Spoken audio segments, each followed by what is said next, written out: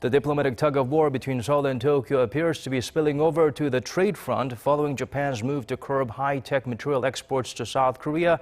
Seoul summoned the country's ambassador to lodge a formal complaint. Lee Ji-won has our top story.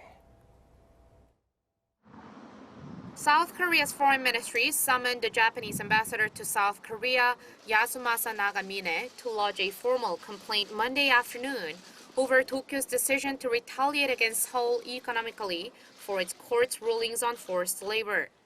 Vice Minister of Foreign Affairs Cho Sei-young reportedly expressed serious concerns and regret to Nagamine over the move's potentially negative impacts on South Korean industry and on bilateral ties.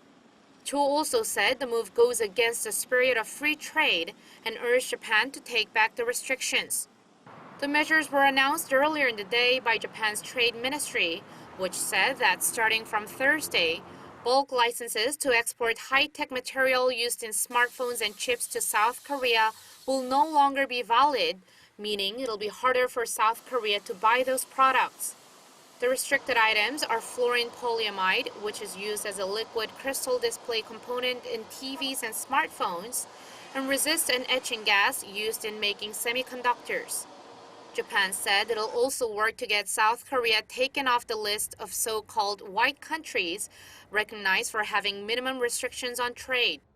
It was doing so because it claimed, quote, trust between the two sides has been significantly undermined.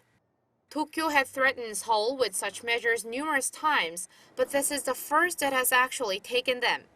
Based on Tokyo's past statement, the sanctions are apparently in retaliation for the South Korean Supreme Court's decision last year to order Japanese companies, including Nippon Steel and Sumitomo Metal Corporation, to compensate the Koreans used for forced labor when Korea was under Japanese colonial rule. Japan has been insisting that it had already paid compensation when the two sides normalized their ties in 1965.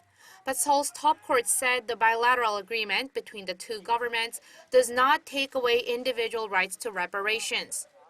After months without action from the Japanese side, Seoul's top court froze the Japanese firm's assets in South Korea and is waiting for a response from the firms before selling them off. While Japan's Deputy Chief Cabinet Secretary says the restrictions are not a retaliatory move, international and even some Japanese media say the measure is a step too far that directly contradicts the Osaka Declaration agreed at the G20 summit just last week, which advocates free and fair trade. Lee Ji-won, Arirang News.